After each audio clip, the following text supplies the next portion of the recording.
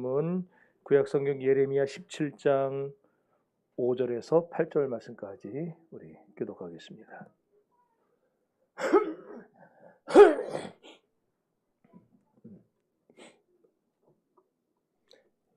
예레미야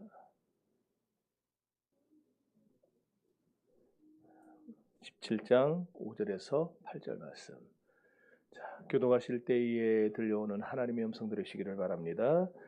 여호와께서 이와 같이 말씀하시니라. 무릇 사람을 믿으며 육신으로 그의 힘을 삼고 마음이 여호와에게서 떠난 그 사람은 저주를 받을 것이라.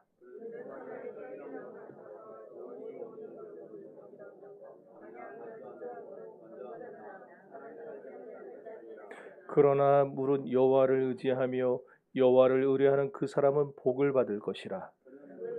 심은 같은 나무가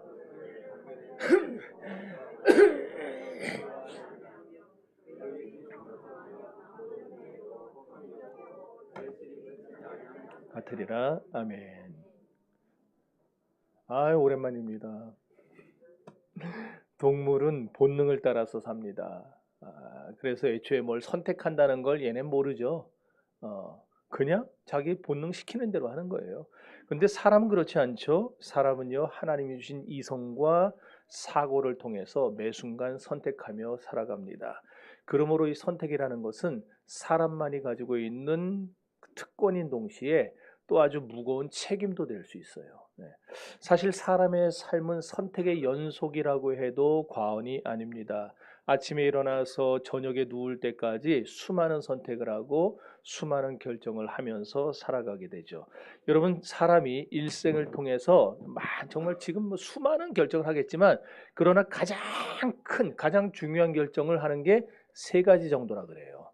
첫 번째는 무슨 일을 하면서 살아야 할 것인가 하는 이 직업 선택에 관한 그 선택입니다. 두 번째는 과연 나는 누구와 일평생 같이 살아야 될 것인가 하는 배우자에 대한 선택입니다. 셋째는 어떻게 하면 영원한 삶을 살 수 있을까 하는 종교적인 선택입니다. 사람들은 이런 선택들을 잘하면 행복해지지만 이런 선택을 잘못하면 불행해진다라고들 말해요. 그렇지만 사실 이 말은요, 첫 번째와 두 번째 선택에 대해서는 맞을지 몰라도 세 번째 선택에 대해서는 완전히 틀린 말입니다. 터무니없어요. 왜 그러냐? 성경은 우리가 하나님을 선택한 게 아니고 하나님이 허물과 죄로 죽었던 우리를 선택하시고 살리셨다라고 선언하기 때문입니다. 그러니까 영원한 삶을 살기 위해 나는 어떤 종교를 택해야 될 것인가? 이건 출발서부터가 잘못된 얘기고, 모든 게 하나님의 손에 달려 있구나, 하나님의 선택에 달려 있구나, 이걸 우리가 깨달아야 하는 겁니다. 그러므로 오늘 저와 여러분은 이 모든 것이 하나님의 선택에 달려 있다는 이중 예정을 기본에 깔고 신앙생활을 해야 합니다. 이중 예정이라는 게 뭡니까? 하나님이 선택한 사람은 구원받고 하나님이 유기한 사람, 버린 사람은 버림받는다, 그 말이에요. 그럼 누가 구원받고 누가 버림받는지 우리가 알 수 있습니까? 몰라요. 몰라. 저도 몰라요. 여러분 중에 누가 구원받고 버림받을지 어떻게 합니까? 제가 몰라요. 그래서 우리는 남의 구원을 놓고 왈가왈부할 필요가 없어요. 네. 왜 저 사람은 구원 아니냐, 그거 따질 필요 없어요. 그건 정말 어리석은 사람이죠.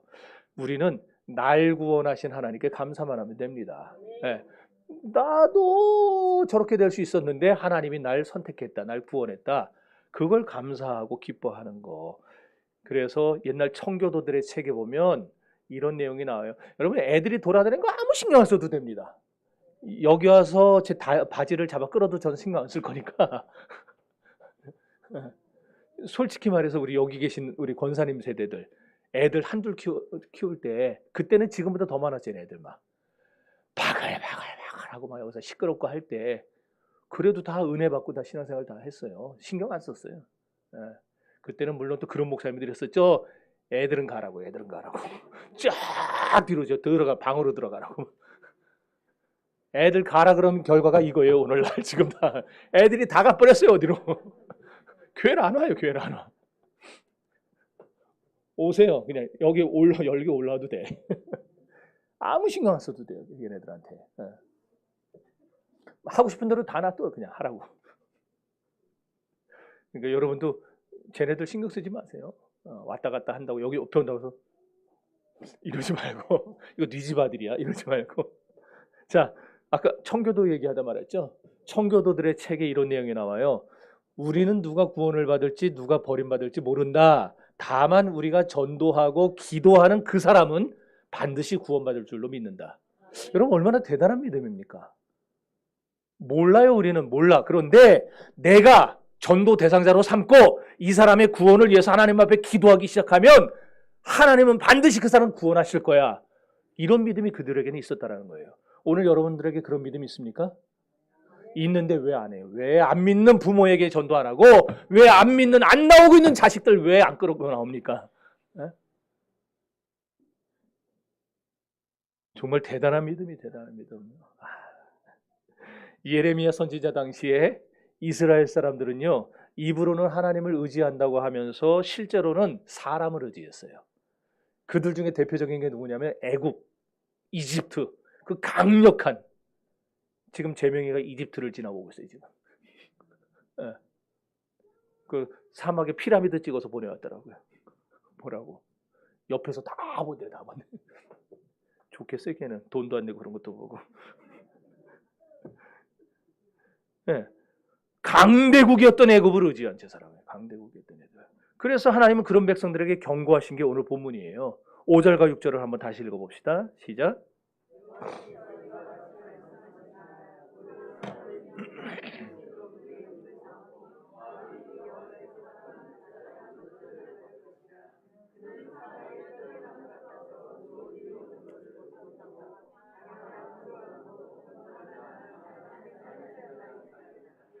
자, 그런데 이스라엘 백성들은요, 끝내 하나님의 경고를 무시합니다. 그리고는 끝까지 힘 있는 애굽을 의지하다가 결국 어떻게 됩니까? 바벨론에 의해 멸망당해요. 애굽에게 배반당하고 바벨론에게 멸망당하고.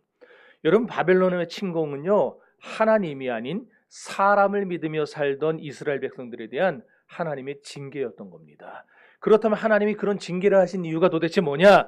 비록 국가적인 재난과 어려움이 있어도 돌이켜 회개하라는 거예요. 돌이켜 회개하고 하나님께 돌아오면 어떻게 해주시겠다? 살려주시겠다라는 거예요. 그 강력한 하나님의 마음을 이 반어적으로 지금 표현하고 있는 겁니다. 너네들 나에게 돌아오지 않고 나를 이렇게 배반하고 너희가 자꾸 사람 의지하면은 너희는 이렇게 돼, 멸망하게 돼. 그러나 그 반대 마음속은 하나님 무슨 마음이었느냐? 너희가 내게 돌아오기만 하면 나는 너희를 다시 안아주고 너희를 다시 품고 너희를 이 어려움 속에서 건져낼 거야 하는 그런 하나님의 마음이 담겨 있었다는 거예요. 그런데 남유다는 끝까지 어리석게 하나님을 버리고 애굽을 의지하다가 나라가 초토화되고 만 겁니다.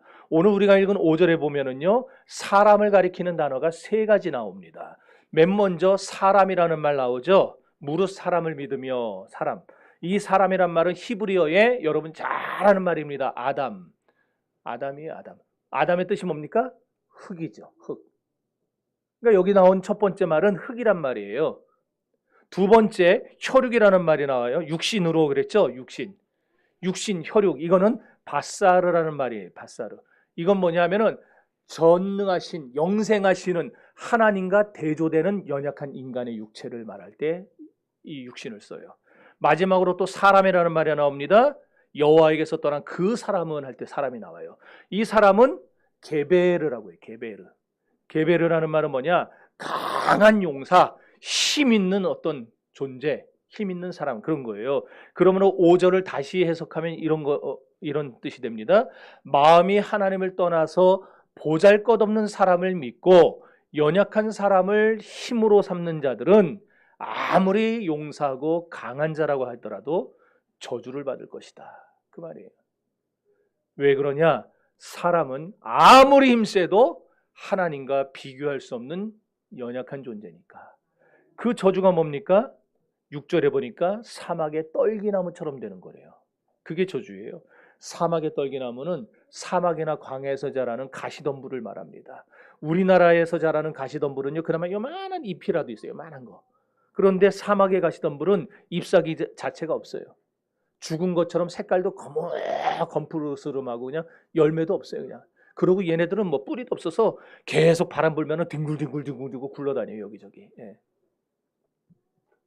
그런데 하나님을 의지하지 않는 사람들, 사람을 의지하는 사람들이 바로 이런 광야의 사막의 떨기나무 같은 자들이 될 것이다라는 거예요. 여러분, 세상 때때로 가라지가 더 푸르고 잘 자라는 것처럼 보일 때가 있습니다. 하나님을 믿지 않는 사람이 잘 될 때가 있어요. 하나님을 믿지 않고 신앙생활도 안 하는데 이상하게 사업도 잘 되고 자녀도 잘 되고 모든 일이 다 잘 되고 출세도 잘해요. 하여튼 더 우리보다 잘 되는 것처럼 보일 때가 훨씬 더 많습니다. 그러나 추수 때가 되면 어떻게 됩니까? 가라지는 결국 다 모아서 태워버리는 겁니다. 네. 잘 나가는 것 같아요. 가라지들이 키도 훌쩍 크고 훨씬 더 높아요. 그러나 마지막 추수 때에 되면 다 뽑아가지고 불태워버리는 거예요.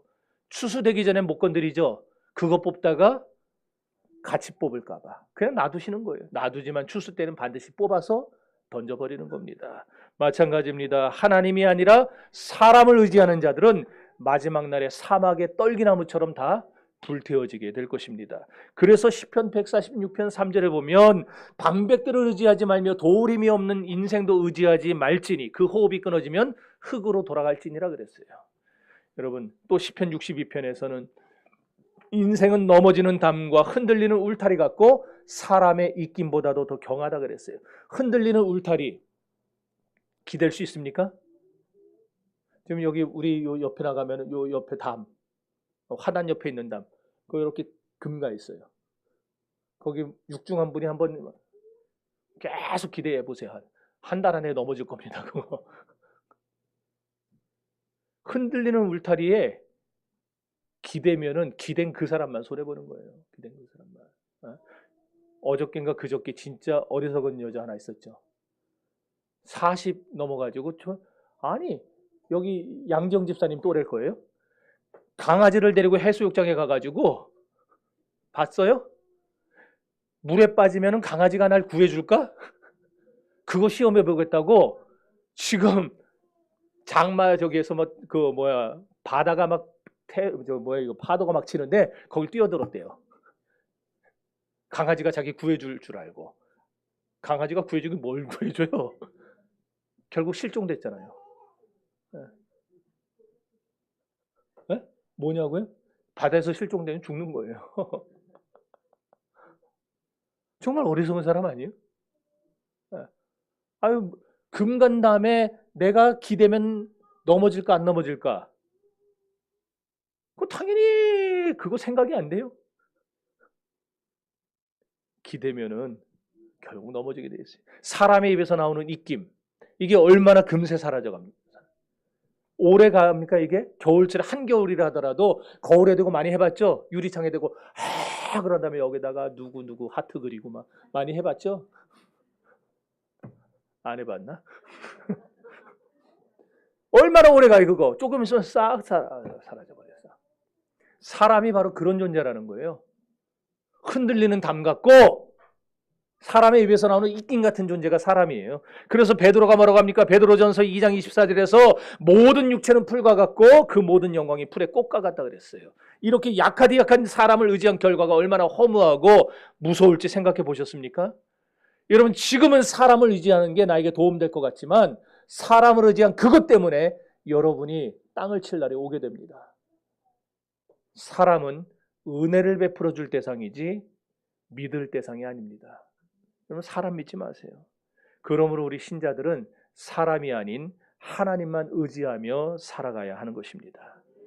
저는 미국을 동경하지는 않아요. 그렇지만 한 가지 그 사람들을 생각하면 부러운 게 있어요. 이게 뭐냐면은 미국 법원에, 여러분 미국 법정 드라마 하는 거 혹시 있으면은 가만히 보세요. 그 사람들 법정 뒤에는요 글귀가 하나 새겨져 있어요. 뭐가 있냐면은 우리는 하나님을 믿는다. 판결은 개떡같이 하더라도 써놓은 거는 우리는 하나님을 믿는다 그래요. 우리는 하나님을 믿는다. 심지어 그 사람들이 1센트짜리 동전에도 우리는 하나님을 믿는다. We trust in God 해놨잖아요. 지폐에도 100달러짜리도 1달러짜리에도 우리는 하나님을 믿는다. 걔는 아예 그걸 다 어디든지 다 박아놨어요. 전 딴 거 안 부러운데 그게 부러워요.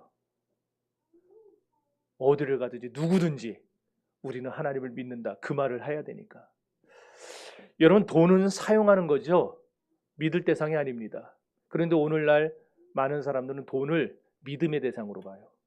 돈을 믿고 살아요. 돈을 믿고 살아. 돈이 있으면은 뭐든지 다 할 것 같고, 돈이 있으면은 그냥 뭐 아무튼 내 인생이 편해질 것 같고, 돈은 믿음의 대상이 아니에요. 그러므로 오늘 우리들은 그렇게 얘기해야 됩니다. 하나님, 나는 돈을 믿지 않고 하나님을 믿습니다. 나는 돈 벌기를 원하지만, 여기 돈 벌기 싫은 사람 있어요? 없어요. 저도 벌고 싶어요. 저도 벌고 싶어요. 돈 벌기를 원해요. 그런데 우린 그렇게 말해야 돼요. 하나님은 돈 벌기를 원하지만 난 돈을 믿지 않고 하나님을 믿습니다. 그렇게 말해야 돼요. 그런 믿음이 우리 인생을 설계해야 되는 겁니다. 하나님보다 돈을 더 의지하고 사람 더 의지하면 지금은 아무리 강하고 지금은 아무리 잘 나갈지라도 언젠가 사막의 떨기나무처럼 돼버리는 거예요. 마찬가지로 우리가 건강하면 좋겠죠. 건강하게 오래오래 살면 참 좋을 겁니다. 그러나 건강한 것만 자랑하고 또 건강만 의지하면 안 되는 겁니다. 여러분, 자식들이 공부 열심히 하고 말썽 없이 자라주면 고맙죠. 착하죠. 그러나 공부 잘하는 자식을 의지하면 안 되는 거예요. 우리가 사람과 교제하고 함께 일들을 해나가야 되겠지만 사람을 믿으면 안 됩니다. 오늘 우리 신자들이 믿을 대상, 의지해야 될 대상은 오직 한 분, 하나님뿐입니다. 사람의 생명과 사람의 지혜와 사람의 경험과 사람의 그 경륜과 사람의 건강과 사람의 물질이라는 것이 얼마나 허무합니까? 하나님께서 다 가져가시면 끝나버리는 거라 그랬어요, 성경에. 내가 이것들 다 가져가려면 오늘 밤에 이것이 네 것이 되겠느냐? 다 끝나버려요. 비록 한두 달만 비가 안 내려도요. 어떻게 됩니까? 온 나라가 다 가뭄에 몸살을 앓습니다. 봄 가뭄이 닥치면은요, 모내기를 해야 되는데 농촌에서 논에 물댈 물이 없으니까 모내기도 밀어버리죠. 시골에 사신 분들, 그렇죠? 전 거짓말 안 해요. 그렇지만 하나님이 비를 주시면 어떻게 됩니까? 단박에 해결되는 거예요. 단박에 해결. 네. 극렬히 타들어가던 논밭에 생기가 돕니다. 그뿐입니까? 반대로 장마철에 폭우로 인해서 한순간에 이재민이 되는 경우도 있어요. 아무리 사람들이 제방 만들고 댐 만들면 뭐합니까? 하나님이 비를 멈춰주시지 않으면요, 그 만든 댐, 그 튼튼한 콘크리트 댐도 폭삭 무너집니다. 우리 여름철마다 경험하잖아요. 한강 수위가 뭐 꽉 찼다. 화첨댐 저거 물 열어야 되는데, 어디 뭐 소양강댐 열어야 되는데, 뭐 조금만 더 있으면은 뭐 댐이 붕괴된다. 그래서 뭐 조금씩 열고 저거 한다 하잖아요. 아무리 인간이 엄청난 거, 평화의 댐, 평화의 댐 기억나세요? 평화의 댐 기억나세요? 다 나이가 있는 분들이, 그분들은. 젊은 친구들은 평화의 댐 뭔지 몰라요. 평화의 댐 때 우리 다 전 국민이 성금 냈어요. 나라에서 국민들 삥 뜯었잖아요. 다 돈 내라고. 그 어마어마하죠. 그 평화의 댐 크기가 일반 댐하고 크기가 틀려요. 아예. 그런데 그것도 여름철만 되면은 넘치느니 많이, 이런 얘기가 나와요. 하나님이 적당한 때 비를 주셔야 되고 적당한 때 비를 멈춰 주셔야 돼요. 그래야 우리가 살아갈 수 있어요. 그런데 우리는 그런 것조차 못하면서, 물도 맘대로 못하면서, 불도 맘대로 관리 못하면서 우리는 하나님을 버리고 사람을 의지하고 살아가요. 얼마나 하나님 보실 때 웃기겠습니까? 우리가 자랑하는 그 건강이 뭐며, 우리가 자랑하는 돈이 뭐며, 우리가 자랑하는 자식이 뭐며, 우리가 자랑하는 생명이 뭐란 말입니까? 하나님이 하늘에서 보실 때에 안 되겠다, 천사야 가져와라, 끝나버리는데. 그런 유한한 것들을 믿고 사는 인생은 언제 무너질지 모르는 거예요. 여러분, 우리는 이렇게 가변적이고 연약한 인생을 의지하지 말고 영원토록 변함이 없는 하나님만을 의지할 줄로 믿습니다. 그래서 시편 18편 1절에서 뭐라고 했습니까? 다윗이 나의 힘이 되신 여호와여, 내가 주를 사랑하나이다. 나의 힘이 되신 여호와여. 다윗은 하나님을 자기 힘으로 삼았어요. 오늘도 여호와 하나님을 나의 힘으로 삼고 주님만 의지하는 그 사람이 가장 강하고 가장 지혜로운 인생임을 믿으시기를 바랍니다. 중요한 것은 주를 의지하는 사람에게 하나님이 뭘 주시겠다? 복을 주시겠다, 약속하셨다는 거예요. 어떤 복을 주시느냐? 오늘 본문 계속 보니까 물가에 심은 나무와 같은 복을 주시겠다 그랬어요. 물가에 심은 나무는 뿌리를 강변에 뻗치고 있습니다. 그래서 더위가 극심해도 두려울 게 없어요. 잎이 청청하고 가뭄에도 걱정이 없고 결실이 그치질 않아요. 이런 복을 하나님을 의지하는 자가 받는다라는 겁니다. 여러분의 가정이 가뭄과 더위가 와도 두려워하지 않는 가정이 되시고, 불황이 오고 가뭄이 오고 침체가 오고 실패가 와도 걱정하지 않는 가정들이 될 수 있기를 바랍니다. 잎이 더 청청하고 열매가 그치지 않는 그런 가정들이 될 수 있기를 축복합니다. 나무에게 가장 중요한 거는 물이죠. 물이 넉넉하면 더위가 와도 상관없어요. 문제 없어요. 오히려 더우면 더울수록 더 좋아요, 나무들에게는. 비가 안 오면은 내리쬐는 그 햇빛에 나무들이 다 타버리지만은 물만 충분히 공급되면은 햇빛이 내리쬐일수록 나무에겐 더 유익하고 훨씬 더 튼튼하게 성장할 수 있는 겁니다. 그래서 사막도 물만 잘 공급되면 사막에서도 꽃이 펴요. 사막에 나무가 자라고 열매가 맺혀요. 내가 그 사진을 보여줬어야 되는데. 미국 캘리포니아 주에 가면은 오렌지 카운티라는 데가 있어요. 갔다 보신 분 계세요? 오렌지 카운티. 혹시 가실 분 있으면 저 좀 데려가 주세요. 한번 가고 싶어서 거기. 오렌지 카운티. 말 딱 들어보면 무슨 동네인지 알겠죠? 옛날에 오렌지 키우던 사막이었어요. 근데 지금은 미국의 그 LA에서 가장 부촌 중에 하나예요. 엄청난 부자들만 살아요, 거기. 근데 그 오렌지 카운티에 오렌지 재배하던 시절에 캘리포니아 오렌지 얼마나 유명합니까? 여러분이 알고 있는 거 델몬트, 선키스트 다 캘리포니아산 오렌지잖아요. 왜 유명하냐? 햇빛이 풍부하니까, 일조량이 풍부하니까 얘가 달아요. 딴 데 것보다. 그래서 또 막 그냥 해가 계속 하루 종일 내리쬐니까 세균이 없대요. 세균이. 그래갖고 이 캘리포니아산 오렌지가 아주 맛도 좋고 아주 병균도 없고 좋다라는 거예요. 이스라엘도 그렇더라고요. 이스라엘도 요즘에 사막에다가 관계농업 해가지고 막 나무들 심고 열매를 심는데, 열매 나오는 과실수 심고 그러는데, 제가 언제 얘기했나? 제가 예전에 부목사 할 때 저희 교구에 LS 전선 그 부회장 하시던 장로님이 한 분 계셨어요. 손뭐뭐 장로님이시라고. 이제는 은퇴하셨어요. 그분 은퇴하셨는데, 그분이 꼭 1년에 2차례씩 저희 집에 지중해에서 나는, 이스라엘에서 나는 과일을 보내줘요. 얼마나 맛있는지 드셔보셨어요? 네, 못 드시면 말을 하지 마세요. 얼마나 맛있는지 아주 생각만 해도 그냥 군침이 흘러요. 근데 분명히 사막인데 그걸 다 개간해서 그런 과일들을 재배해서 수출하고 있다는 거예요. 그래서 그때 제가 깨달았어요. 우리는 흔히 착각을 하기를 어떻게 착각하느냐, 사막이기 때문에 물이 없는 거구나 생각해요. 그게 착각이라는 거예요. 사막이라서 물이 없는 게 아니라 물이 없어져서 사막이 되는 겁니다.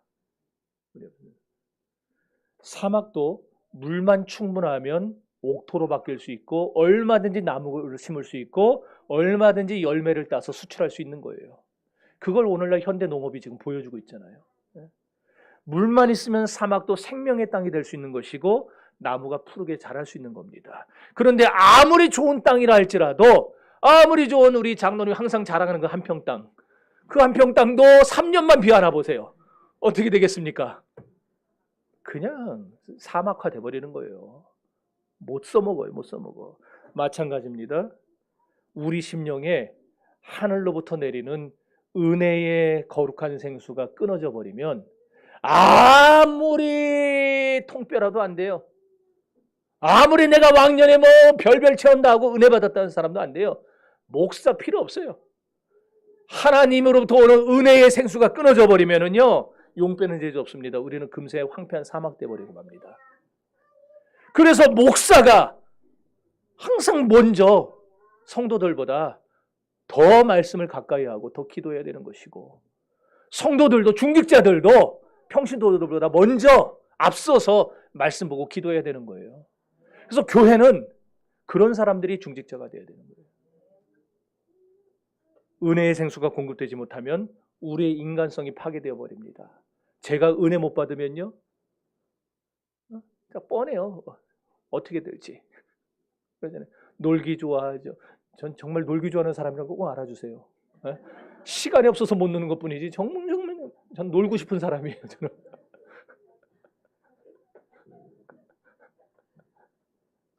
제가 장로님께 농담 같지만 그랬어요. 말씀을. 우리 목사님은 뭐 어디 가자 그래도 뭐 맨날 그냥 교회만 좋아하고 말씀만 좋아하고 안 나가신다 그러길래 장로님 새벽 예배 누가 대신 좀 한번 해주시라고. 네, 그럼 일주일 내내 놀 수 있다 그랬어요. 그래서 우리가 가진 그 많은 지식, 그 많은 경험, 그 많은 물질 우리가 은혜 못 받으면요 다 쓸모없어 버립니다. 쓸모없어지는 정도가 아니라 내가 가지고 있는 지식과 능력과 돈과 그런 것들이 다른 사람을 죽이는 도구가 돼요. 사막 보세요. 사막은요 자기만 죽는 거 아니잖아요. 사막에 들어오는 것들도 다 죽입니다. 다 죽여요. 심령이 말라버린 사람, 사막과 같은 사람, 그런 사람 가까이 해보세요. 여러분 자꾸 그런 사람들하고 희덕거리고 놀지 마세요. 세상적인 사람들하고 같이 다니지 마세요. 심령에 은혜가 없는 사람과 사귀어 보세요. 얼마 못 가서 여러분의 영혼도 점점 피폐해집니다. 황폐해져 가요. 그래서 지혜로운 사람은 은혜 받은 사람과 놀아요. 은혜 받은 사람을 가까이 합니다. 여러분은 그렇다면 지금 거룩한 생수를 공급받고 있는 옥토입니까? 아니면 물이 다 말라버린 사막입니까? 그것도 아니면은 그 중간쯤입니까? 어디겠어요? 어디예요, 여러분들은? 네? 대답 안 해도 돼요. 네. 여러분의 인생의 뿌리가 거룩한 생수에 연결되어서 많은 열매를 맺고 풍성한 삶을 누리는 옥토 같은 축복의 인생들이 되시기를 주의 이름으로 축원합니다. 그러니 절대로 호흡이 끊어지면 땅으로 돌아갈 연약한 사람 의지하지 마세요. 사람들에게 뭔가 하나 얻어보려고 기쓰지 마세요. 보이는 것에 삶의 뿌리를 두지 마세요. 10년도 못 갈 권세에 목매달고 살지 마세요. 화무 11홍이여 권불 10년이라 그랬잖아요. 여러분 얼마 못 가요. 50년도 지킬 수 없는 이 육신 건강 이걸 최고로 생각하고 어떻게 맨날 그냥 건강 지키려고 헥헥헥거리면서 그러고 살지 마세요. 그냥 찰나적인 향락에 목숨 걸고 살지 마세요. 여러분은 인생의 뿌리를 그런 데다 두시면 안 돼요. 예? 우리 인생의 뿌리를 어디다 두고 살아가야 되겠습니까? 주님이 주시는 거대한 은혜의 물줄기에 이 강변에 뿌리 딱 박으니까 어때요? 잎이 청청해요. 가뭄에도 걱정이 없어요. 열매가 항상 넘쳐요. 이처럼 우리도 주님의 그 엄청난 생수의 강에다가 뿌리 박고 살면은요, 여러분의 인생이 가뭄에도 염려할 수 없어요. 잎이 마르지를 않아요. 열매가 때 되면 그냥 저절로 열려요. 저절로 열려요. 그런 인생이 되어야 되지 않겠습니까? 주님은 여러분들이 갈급해서 그냥 불평하고 원망하고 그냥 그런 인생 되기를 원치 않습니다. 여러분들이 늘 풍성하고 청청하고 열매 많이 맺는 인생들이 되기를 주님도 바라세요. 그러니 얼마나 좋아요. 주님도 바라고 나도 바라고 거기다만 딱 박으면 되는데 뿌리만 박으면 되는데 그렇다면 생수가 무엇을 의미하느냐 말씀드린 대로 여호와 하나님이 우리의 생수의 근원입니다. 예레미야 17장 13절 한번 읽어볼까요? 13절 시작.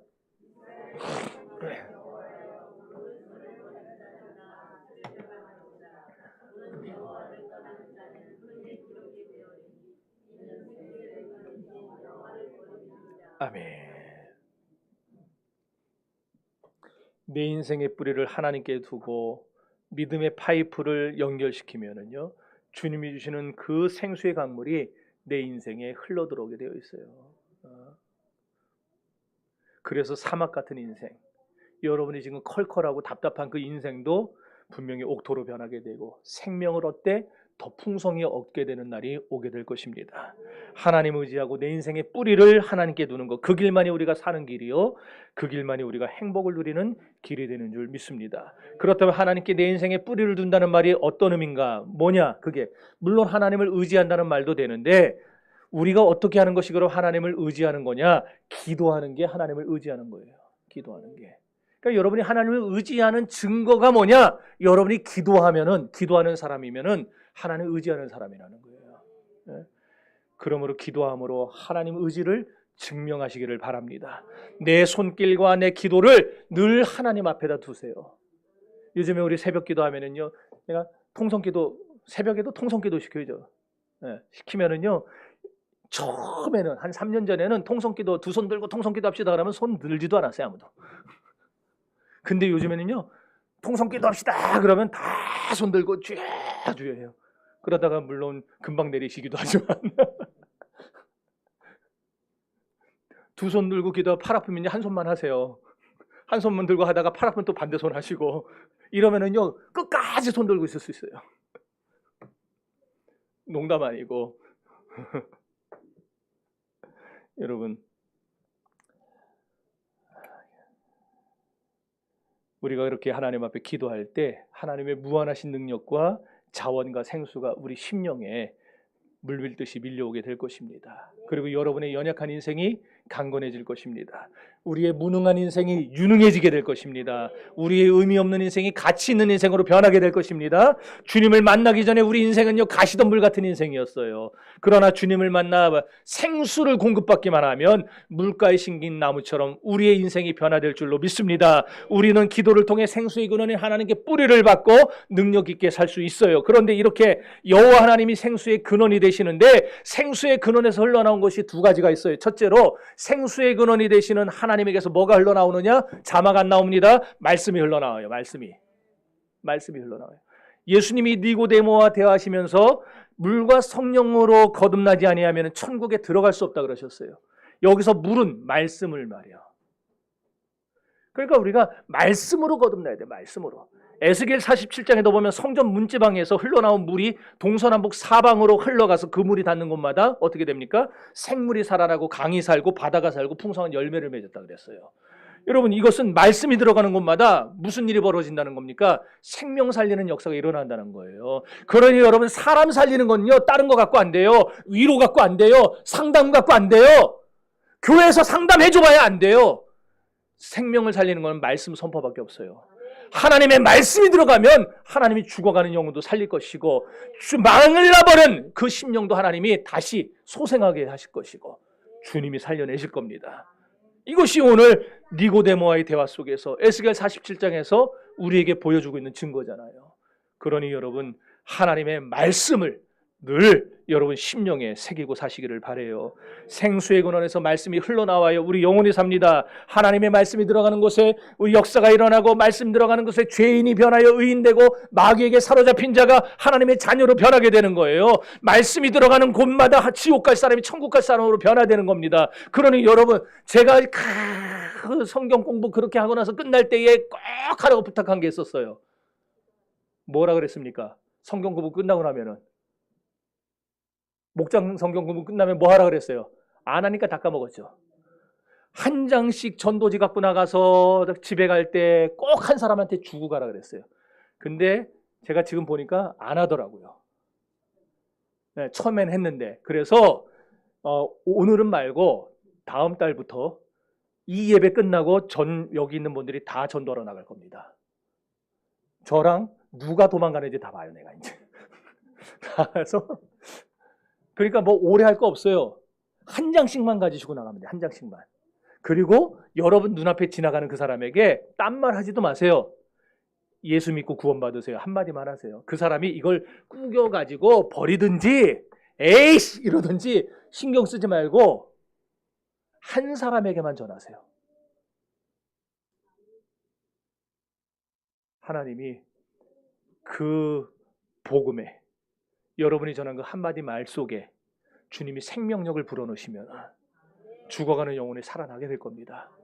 일단 좋잖아요. 우리 주일학교 교사 선생님들과 중고등부 선생님들은 학생들한테 전하시면 되고 딴 사람들은 어른들한테 그냥 딱 한 장씩만 하시면 돼요. 아쉽다 그러면 2장, 3장 가져가도 안 말립니다. 그러니까 다음 달부터 우리 7월 첫 주부터 매월 한 번은 그렇게 하겠습니다. 아셨죠? 네.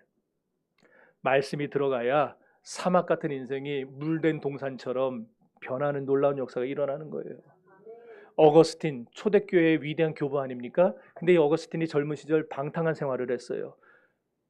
17살, 20살도 안 된 17살짜리가 창녀하고 사이에 애를 낳았어요. 아데오다투스라고 하는 그런 사람이. 근데 그런 사람을 하나님이 변화시켜서 기독교 초대교회 역사의 가장 위대한, 바울 이후에 가장 위대한 교부라는 평을 받아요. 그런 위대한 존재로 세우셨어요. 그가 변화된 게 어떻게 변화된 줄 아세요? 어느 날도 진탕 술 마시고 그냥 방탕한 생활 하다가 지쳐갖고 집에 들어와서 잘라고 누웠는데 애들이 밖에서, 우리도 옛날에 애들 막 밖에서 고무줄 놀이하고 뭐 하는 거 있잖아요.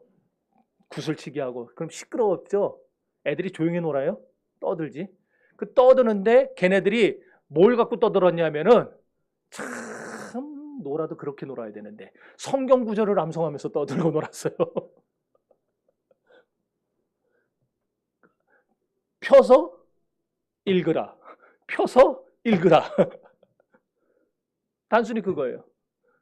근데 어거스틴이 잠에서 깨가지고 열이 받아서 저것들을 확 끌어다 나가려는데 갑자기 펴서 읽으라 그러니까 머리를 뭐 한 대 얻어맞은 것 같이 돼서 눈에 보이는 성경책을 그냥 집에 어머니가 갖다 놓은 거, 그걸 딱 폈대요. 딱 폈는데 그게 로마서 말씀이 나왔어요.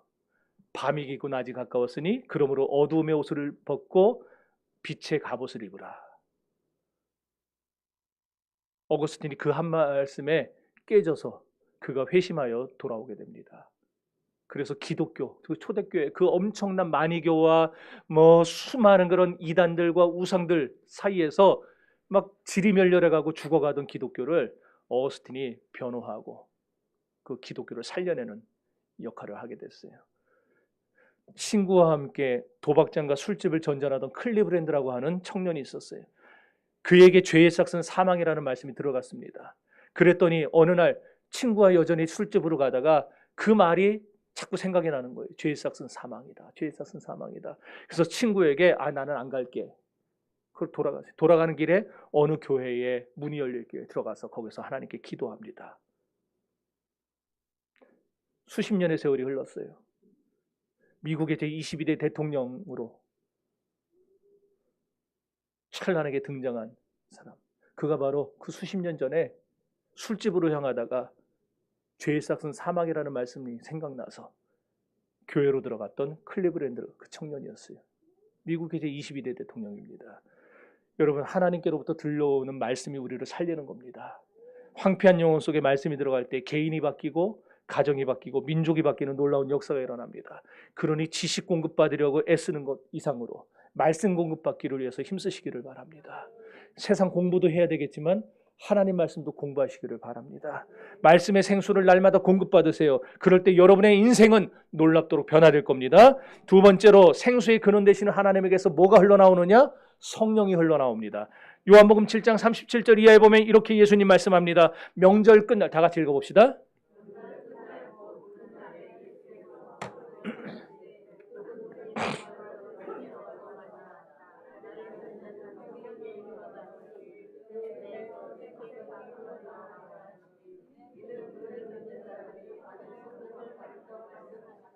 아멘.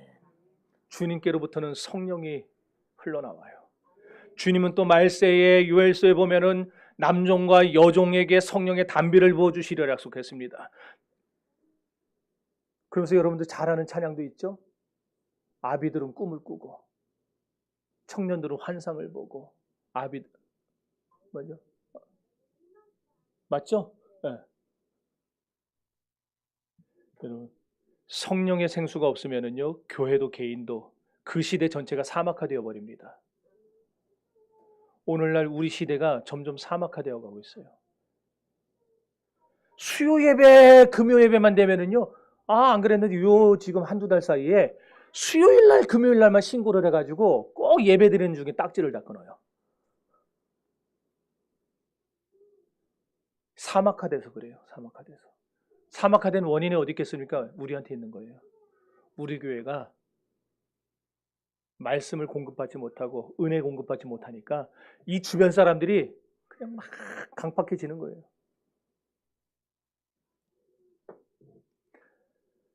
그러나 성령의 생수가 들어가는 곳에는요, 타들어가던 농작물이 비를 맞고 살아납니다.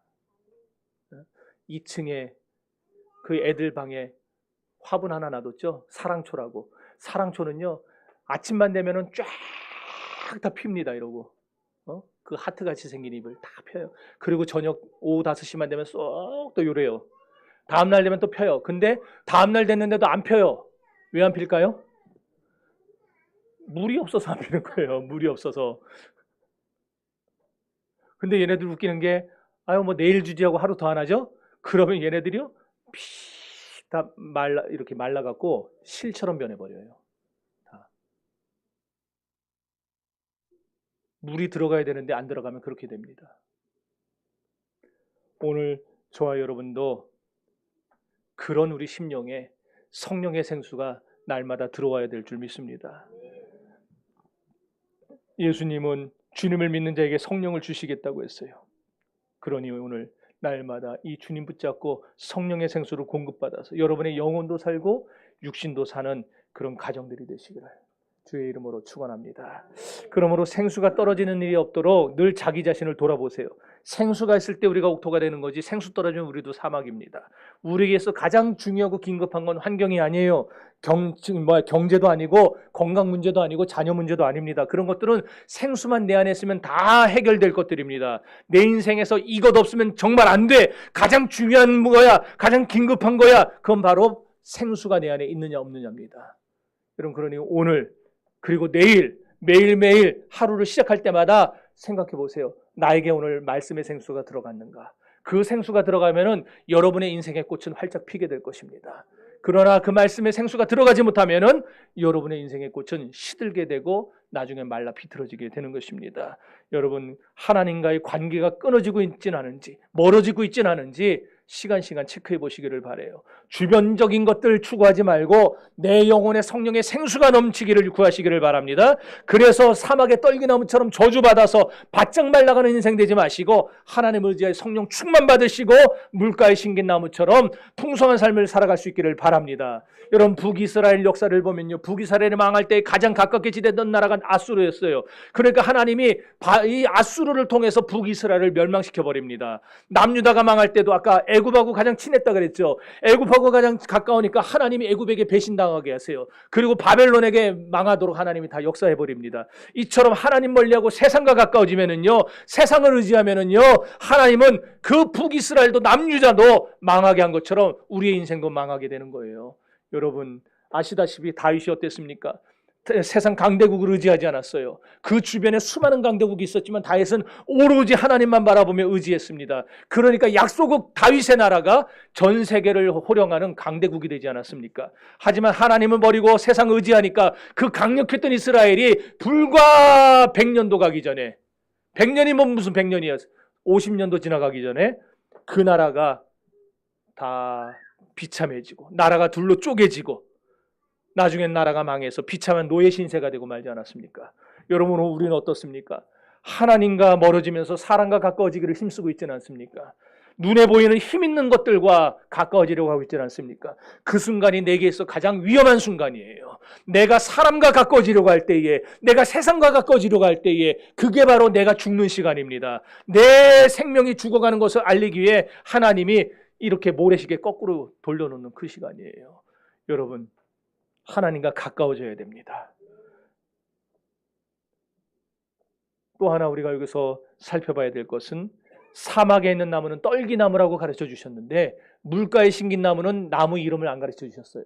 감람나무인지 무화과나무인지 포도나무인지 아니면 호도나무인지 아무것도 몰라요. 이름 몰라요. 그럼 왜 물가에 심긴 나무에는 이름이 없을까요? 그러죠. 박수 한번 합시다. 어떤 나무든 상관이 없어요. 물가에만 신경 있으면. 네. 무슨 나무라도 상관없어요. 가시나무라도 신경 쓰면은 사는 거고 어떤 나무라도. 내가 싸구려 나무든지 1억 원이 넘는 저 금강송이든지 상관없어요. 열매도 맺고 푸른 나무가 될 수 있는 길은 물가에만 신경 쓰면 되는 겁니다. 마찬가지입니다. 우리가 못 배우고 못 가지고 인물이 못 나고 배경이 없어서 팍팍한 삶을 산다고 착각하지 마세요. 우리가 주님께 붙어 있을 때 푸른 인생이 될 수 있습니다. 우리의 환경이 안 좋다고 출신 성분이 나쁘다고 낙심하지 맙시다. 물 곁에만 심겨지기만 하면 끝납니다. 열매를 맺습니다. 푸른 삶을 살 수 있고 그 인생이 달라집니다. 오렌지 카운티의 사막, 물을 공급받으니까 최상품 오렌지를 재배하는 산지가 되었어요. 이스라엘 사막에 물을 공급받으니까 세계적인 낙농업 국가로 우뚝 섰어요. 네덜란드 저리 간 지 오래입니다. 이스라엘이 지금 주름 잡고 있어요. 사막의 나라가 말 그대로 젖과 꿀이 흐르는 땅으로 변모가 되었습니다. 여러분의 인생과 가정도 이렇게 성령의 생수를 공급받아서 사막의 옥토가 되어지는 역사를 체험하고 날마다 생기는 인생을 살아가시기를 바랍니다. 더 이상 미루지 마세요. 이 시간입니다. 바로 지금입니다. 이 자리에서 하나님 옆에 자리 잡고 뿌리를 내리시기를 바라요. 그리고 날마다 성령의 생수를 마시기를 바랍니다. 사막도 옥토가 되는 판인데 여러분의 심령이 변하지 않을 리 있겠습니까? 여러분의 가정이, 여러분의 생활에 열매가 맺히지 않을 리가 있겠습니까? 반드시 여러분의 인생은 됩니다. 축복 받습니다. 여러분의 삶에 열매가 맺힐 겁니다. 그러니 사람 의지하지 마세요. 지식 의지하지 말고 돈 의지하지 말고 오직 하나님 여러분 앞에 놓여있는, 여러분 앞에서 여러분을 바라보시며 손을 뻗고 있는 하나님만 의지하고 사시기를 바랍니다. 그러면 실패가 몰려오고 불경기가 몰려와도 끄떡없을 겁니다. 여름에 가뭄이 몰려와도 청청하게 될 것입니다. 언제나 그런 잎과 열매를 자랑하는 물가의 심긴 나무들이 되시기를 우리 주님의 이름으로 축복합니다. 이제 우리 기도합시다.